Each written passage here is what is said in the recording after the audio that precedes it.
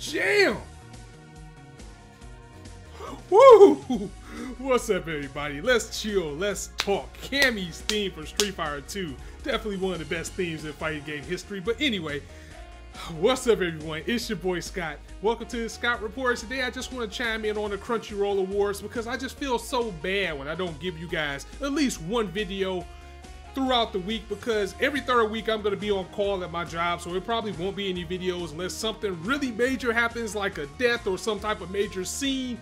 So yeah, I mean, work comes first, so that has to be that. But I see the Crunchyroll Awards as something very big, and you know what, it's a week early, but you know, effective next week will be my 2-year anniversary on YouTube too, so that went fast. Wow, this has definitely been one of the best things I ever done. So yeah, really quickly, I just wanted to give my thoughts on the Crunchyroll Awards, and if you guys been down with me for those 2 years, you know that me saying quick is still gonna be about 10 minutes. But let's talk about the Crunchyroll Awards, which has been dubbed by the anime community as the Boku no Hero Awards, because it seems to mirror that same hate and discard that we got from Yuri on Ice last year with the awards that they had with that. But it's a little bit different, because I will sit here and honestly say that Boku no Hero Academia deserved to win as many awards as it did. I think it was like 15 categories and it won 7. Now, some of the things that it won was a little bit weird,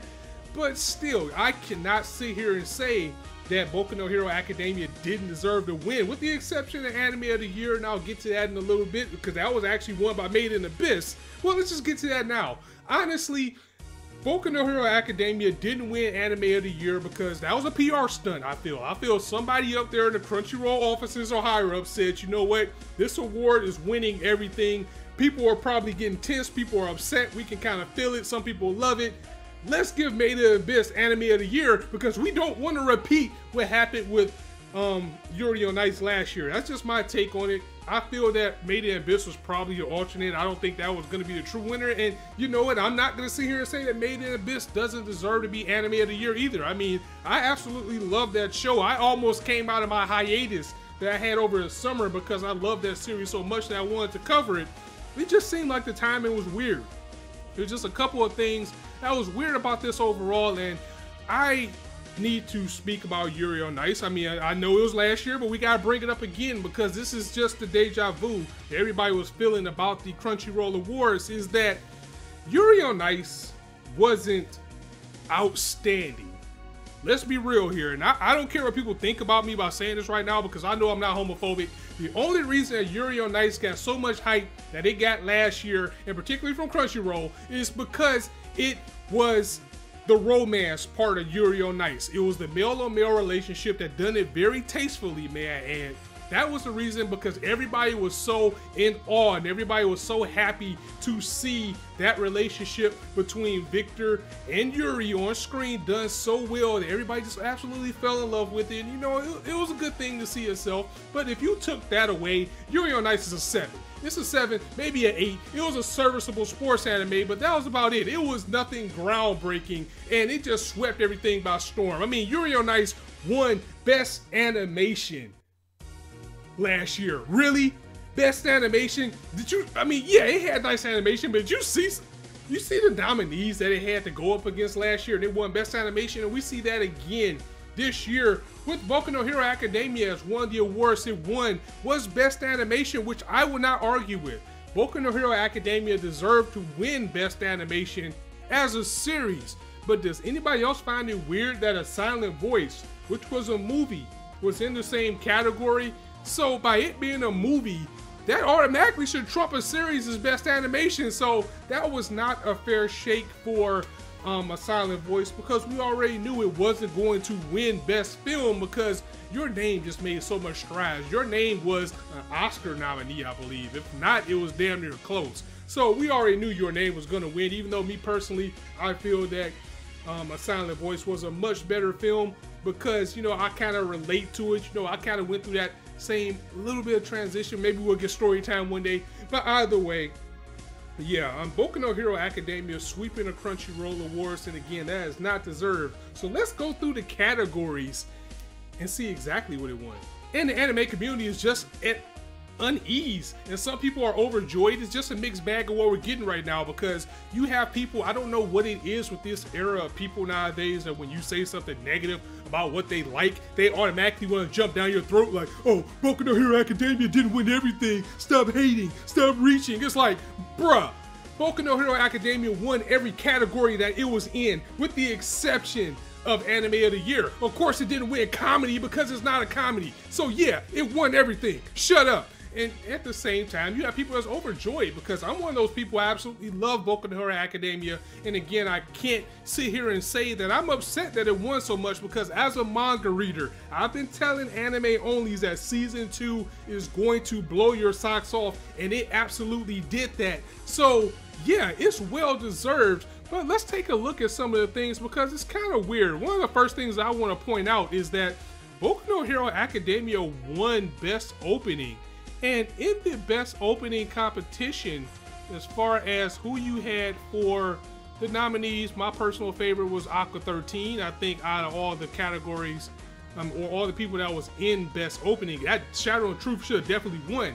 But you had Boku no Hero Academia Opening 1 by chance, which I feel Opening 2 was far better than Opening 1. But you had Aqua's opening, you had Ancient Magus' Bride opening, you had Sasageyo by Attack on Titan. I mean, I wasn't feeling that at first, but as it went on and on and on, just that one part alone got you hyped. You had the opening of Princess Principal, and of course you had Rakugo, which wasn't going to get a fair shake and everything, no matter how we feel about it. Probably me and only like 19 other people are even watching Rakugo and have watched it.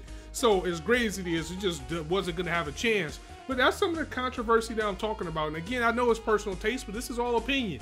That Boku no Hero Academia winning Best Opening? I mean, Opening 2 was better. So Opening 1 winning was just showing that people were just voting for Boku no Hero Academia because it was popular. And, you know, and I said the same thing about the animation. You know, it winning Best Animation over Silent Voice, which was a film, that was just unfair, because if you look in the Best Animation category, you had Made in Abyss, Little Witch Academia, Land of the Lustros, who everybody's talking about right now, and that is a fantastic CGI series. Ancient Magus' Bride, Aqua 13, which had its own unique style and recreators. So Boku no Hero did deserve to win as far as the series, me personally, because that battle with Deku and Bakugo was absolutely phenomenal. Just all the fights and everything. Bones has been going in. It would have been a tough race if you added with Land of the Lustros, but you know, when it going against CG, which everybody hates, that would have been the battle that you had. I feel it deserved to win Best Animation. Now, Best Action was one that I was a little bit iffy with. Now, yes, am I upset that it won? No. I mean, I'm not gonna sit here and say again that any award that Boku no Hero won it didn't deserve. But in Best Action, you know, you had Land of the Lustros, Boku no Hero Academia, Blood Blockade Battlefront, Attack on Titan, Fate Apocrypha, which gave us one of the best fights of 2017, and Iron Blooded Orphans. I mean, I was hyped IBO was even mentioned. So, of course, I was going for that, but it's a shonen. You're not going to top a shonen when it comes to that. I'm surprised they didn't put Dragon Ball Super into this, and that's another category that I'm surprised Boku no Hero wasn't in, which is continuing series. It wasn't in that category, but maybe they were going off of no core breaks, maybe something that just kept going and going and going. What else was it in? Yeah, Best Continuing Series. It wasn't in that. Best Girl. Now, this was a topic that, no matter how you look at it, Boku no Hero was going to win anyway, because you had Uraraka, Achiko Uraraka, and Froppy. You had both of them in the same category. And me personally, I was going for Akko, but I'm not mad that Uraraka won, because, well, yeah, you look at it, that the Rock Lee Gaara type of fight that we had with Deku and Todoroki, that had more parallels to Rock Lee and Gaara, but the fact that she was able to kind of sort of hold her own against Bakugo, and I'm sorry, that was Todoroki and Deku was the fight I was talking about, but the fact that she held her own against Bakugo, and that she is such a progressive character. You're seeing her grow and grow and grow, and she's not useless like Sakura. I know everybody probably wanted Chisei or Moriko from MMO to win. And it was a lot of people. I never watched Kemono Friends, so I can't really argue for the character that came from that. I was going for Akko because I just love the character so much, but I am not mad with Araraka winning. So again, Boku no Hero Academia taking home a lot of things that deserve it. But Todoroki to get Best Boy. I mean, come on. This is the Boku no Hero Awards, right? So of course, Deku probably should have won Best Boy. I mean, you would think he was going to win that by default. Yakumo from Rakugo, again, I felt that was a little bit weird that he was even in that because they knew he wasn't going to win. But, you know, the fact that they put him in it was pretty good. And, you know, you had Ray from Mars Comes In Like a Lion. You had Fafnir from, was he from, what was the anime? Tsunade Children? Is that where he's from? And then you also had Kazama from Konosuba. I mean, you had some good people in Best Boy, but I cannot argue that Todoroki deserved to win that one. So again, another accolade for Boku no Hero Academia that it should have won. I mean, I think the reason why a lot of people are upset because it's just the thing to do. If everybody starts saying, oh, this is garbage, this is trash, people like to bash things that are popular just cause. I mean, people are literally turning their back on Boku no Hero Academia right now, trying to act like this series isn't great. Again, the only thing that I have a problem with is some of the controversial things that it did win, because why do you have Best Hero and Best Boy? It's kind of the same thing. It's like, why have Best Girl, Best Boy, and still have Best Hero? That's kind of like the same category. That was just another opening for Boku no Hero to get a win in, because you have the same people that you had in the same category. You got Deku, you got Chisei, you got Akko again, and then you put Nanachi from Made in Abyss in it. So you kind of felt something weird coming in there. And it's like, Best Hero, I mean, she showed up at like episode 8 out of 12. That's a little bit, I like Nanachi, but I thought that was just a little bit controversial. And again, just another reason for them to throw Boku no Hero in there. And before I get to this next category, how about opening? How about Inuyashiki's opening? My Hero not being in it at all. And shouts out to Travis, who actually brought this up. He was like, this is the My Hero Awards, but a song called My Hero, which was arguably the best theme of 2017, wasn't in the openings. You missed the mark on that one.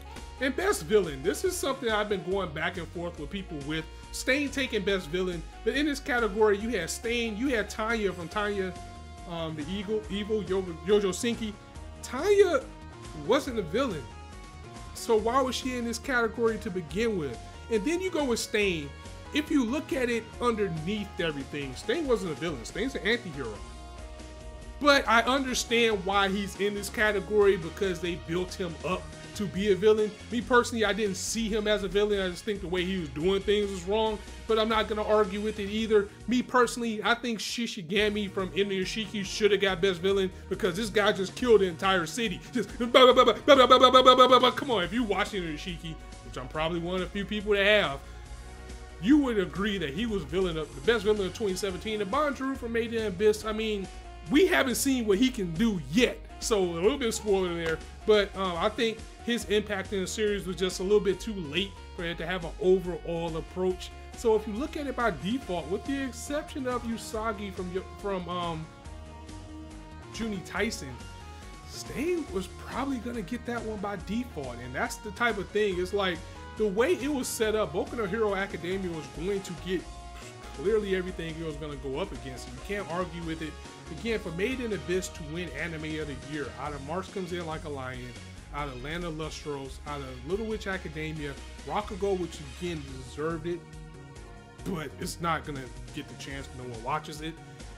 And Made in Abyss, which seemed to be everybody's clear favorite or definitely their dark horse, for Boku no Hero to go on such a win streak all night, and for them to change things around at the end and say Made in Abyss, no, I feel Boku no Hero Academia probably won that. It deserves it, but I'm not mad at Made in Abyss either, because I love Made in Abyss, and I would agree that it is Anime of the Year. It just felt a little bit fishy. So guys, that's all I wanted to say. I just wanted to drop in give my thoughts because everybody's giving their thoughts right now. And if you don't follow me on Twitter, which is Scott Report 9, which I was giving all these thoughts anyway, I just wanted to chime in and let you guys know what I thought about the Crunchyroll Anime Awards.